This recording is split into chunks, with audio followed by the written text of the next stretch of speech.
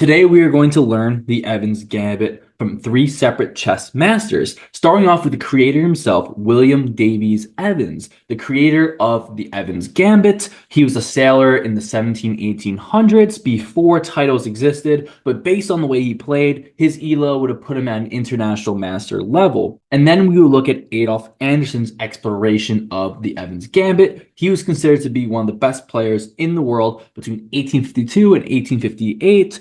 And he plays one of the most famous games ever, the Evergreen game, which we'll be able to explore as well.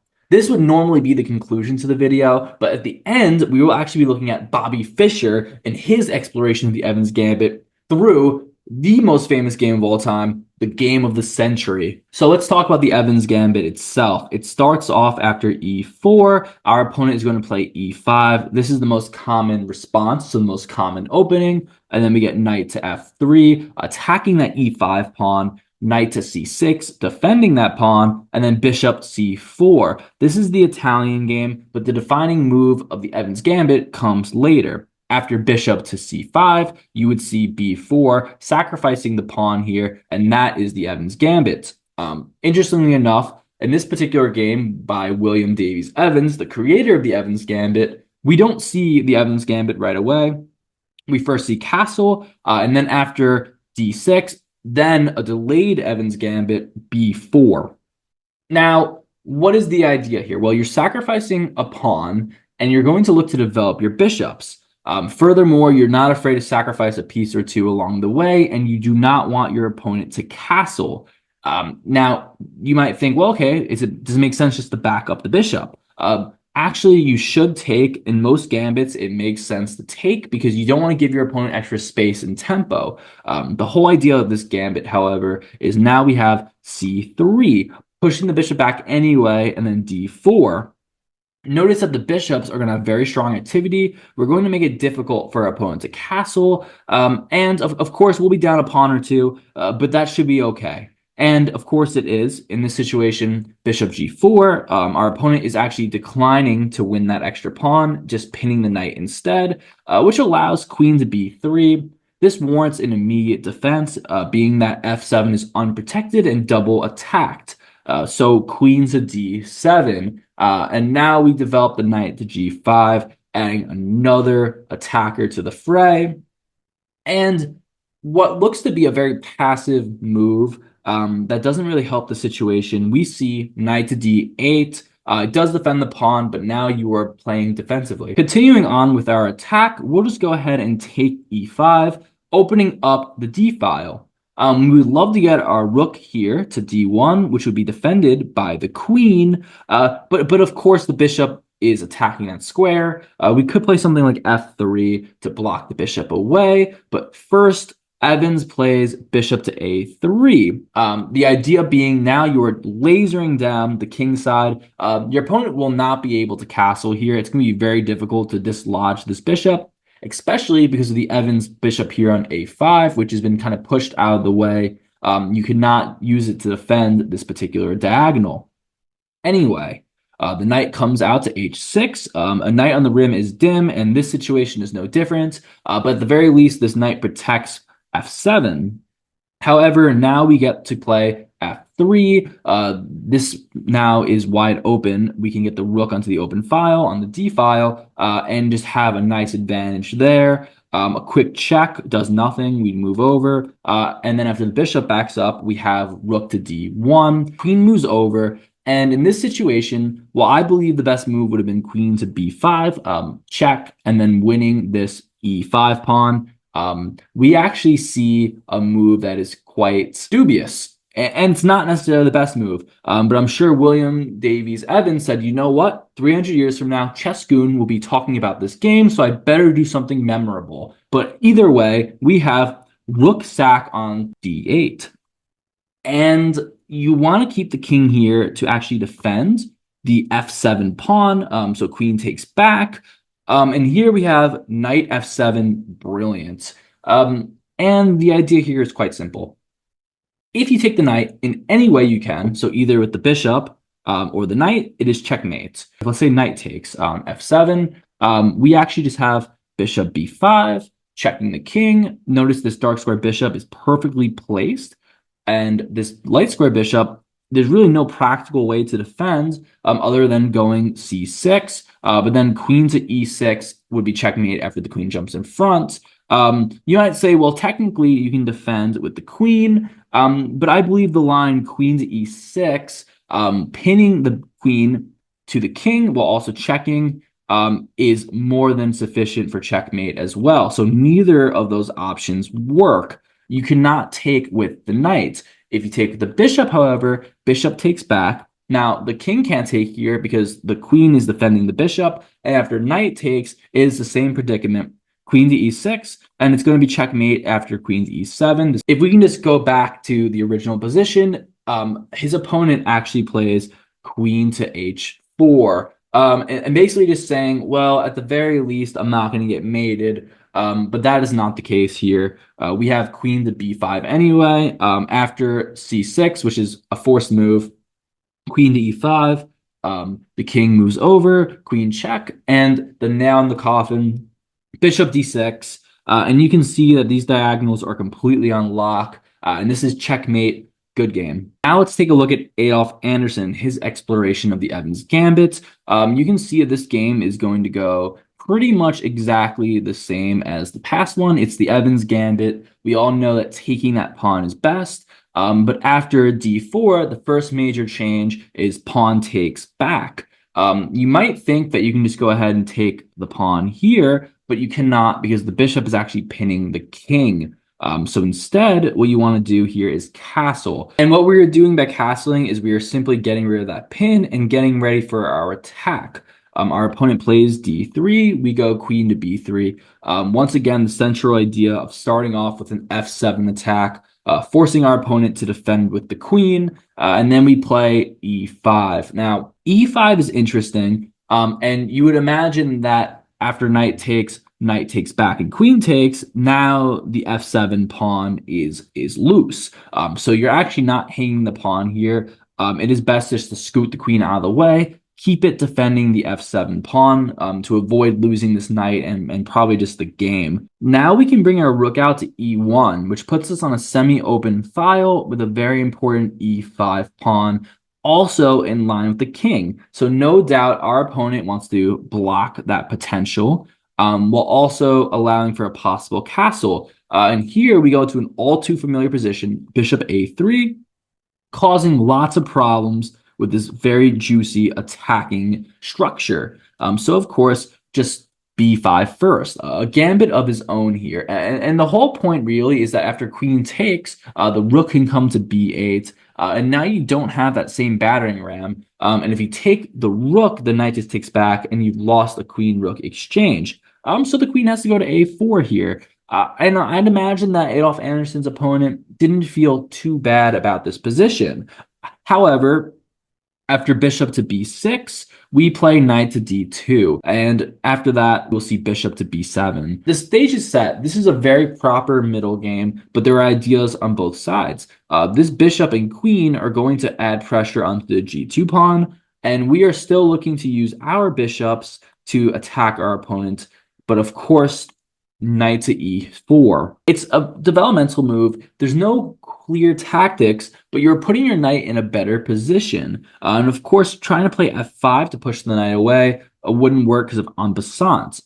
E would be able to take f, and you just keep the knight exactly where it is. So the queen comes to f5, and here, bishop to d3. The threat here is very clear. If knight to f6 check, the pawn can take back, but then bishop takes queen. And if the queen takes the knight there, pawn just takes queen. So you have to get your queen off of the light square diagonal as soon as possible. And you got queen to h5, keeping defense of the f7 square, but also getting rid of this discovered attack. But Adolf Anderssen finds a really nice tactic here. Knight to f6 anyway. This is forking the king and the queen. And of course, if the pawn takes back, and now we're going to eventually win this knight. And notice that there are actually 3 attackers on that particular knight. And at some point, maybe even queen to e4. Either way, you have to defend this. But first, rook to g8. Rook to g8 is basically saying, I'm going to lose this knight either way, but I have queen takes knight on f3. And notice the pawn would not be able to take back because of the pin on the king on g1. So, okay, do we either defend the threats or do we start taking pieces? Well, Adolf Anderson says, you know what? I'm going to sacrifice my knight because I have one of the most insane and historical attacks of all time. He plays the quiet but effective rook to d1. Now both rooks are on open and semi-open files, and he's allowing queen takes knight, which would have felt like a complete win. How is one of the best players of all time making such a silly mistake? Well, what we have here is a historical tactical ambush. It starts off after rook takes on e7, brilliant move, sacrificing the exchange. But of course, the king cannot take back. The only piece that can take back is the knight. But after knight takes, we have queen d7, brilliant sack. What is going on? How does this make sense? Well, it makes complete sense because of an amazing tactic. The king has to take back. There's no way around it. But now we have bishop check f5, double check. The bishop is attacked in two different ways. The knight can take and the queen can take. But you can't take the bishop because the rook is attacking the king. You could also block this check with the rook in three different ways, but that doesn't work either because the bishop's checking the king. So you have no choice but to move the king. And when you do, it's not going to be good for you. So let's start off with the obvious. If you were to play king to c6, it's actually checkmate right away. The bishops perfectly take away all the king squares, and the last square goes to the rook, blocking the d5 square. So you actually have to retreat the king to e8. But here comes bishop check d7. Now, of course, you might consider going to d8, but bishop check and mate here, it's just a bishop's mate. We get instead king to f8. But guys, it's still over because of bishop e7. The pawn is blocking the escape square, bishop check, and the bishop here is blocking e8. This is also just game over. If you are enjoying this video, go ahead and subscribe. I have a big goal here of hitting 3,000 subscribers. I know it's small, but for me, it's a really big deal. If you like the video, go ahead and pound that like button. Let the algorithm know that this is where you want to learn chess. But for the grand finale, we do have the game of the century, and it lives up to the hype. This is the most amazing game I've ever seen in my entire life. And it's the Evans Gambit once again. We know this line pretty much by heart at this point. Bishop takes, c3, bishop backs up, and then we push d4. And after pawn takes, we castle. Now, in this situation, we see pawn takes again. Our opponent, Ruben Fine, is a greedy chess player, and Bobby Fischer is going to absolutely embarrass him. And of course, it starts off with queen to b3. Now, at any point, we can win this pawn back. But you have to defend the f7 square. We all know the deal, and usually that is done with the queen. So we know that something like queen e7 or even queen to f6 is what's going to be played there. Of course, we're just going to continue by taking that bishop, and after knight to f6, adding another attacker to this pawn. Notice the bishop can also take this knight, so this pawn is in bad shape. We just see knight d5. The idea here is to fork the queen and the knight, and basically say, well, I don't want you necessarily to take this pawn. I'd rather force you to take the knight and then do something to protect my pawn. So knight takes and then pawn takes back. This is an excellent move by Bobby Fischer. It really shows the tactical awareness that this young master has. And of course, the idea is simple, really. The knight is under attack, and at some point we may be able to play rook e1 and pinning the queen to the king. So knight jumps in front, and now we play a simple move, but one that works just fine. Knight takes, queen takes back, and now bishop to b2. Essentially, it gives us an extra tempo, and it allows us to get a similar but slightly different attacking structure. Instead of the bishop on a3, preventing the castle, we're playing bishop to b2, attacking the queen and attacking g7. The queen moves over to try to protect that g7 pawn. But of course, we just play h4. a diversion tactic. We are trying to force the queen away from the defense of the g7 pawn. And after Rubinstein takes that pawn, he is once again up 3 pawns, but we immediately take back with bishop g7, attacking that rook. Rook is going to move over because look at this. The rook is on an open file now, eyeing down the g2 pawn, and the queen is coming in as well to maybe deliver a decisive checkmate. But we don't need to defend this bishop right away. First, rook check e1, and the king is going to have to move over. There is no good way to block. The king has to move over to d8 because the bishop is also blocking the f8 square. But here we see something that can only be described as immaculate. Just unbelievable. And this shows you why Bobby Fischer is, in my heart, the best chess player of all time. He plays queen to g3. He's down 2 pawns, but he is not afraid to trade down. And what is the idea here? Well, the simple truth is most people are going to want to take the queen because you're up 2 pawns already, and after trading, these g-pawns are doubled, and you have a great structural advantage. But Bobby Fischer doesn't care about your structural advantage. What does he care about structural advantages? He has bishop f6, a tactical strike, checkmate, game over. There's nowhere to go. You can't block the check, and the rook is covering the e-file. This is game over. Okay, you actually can't take the queen. But here's another problem. You can't leave this dark square diagonal either. If you play queen to h6 or h5, bishop the f6 anyway, and that's also just game over. So you can't leave the dark squares alone, but there's also nowhere on the dark squares to go that is safe. G5, queen takes. F6, bishop takes. If you play something like queen to e7, you have a tactical strike, rook takes, king takes, and believe it or not, this will be checkmate as well after a series of moves. There's nothing you can do.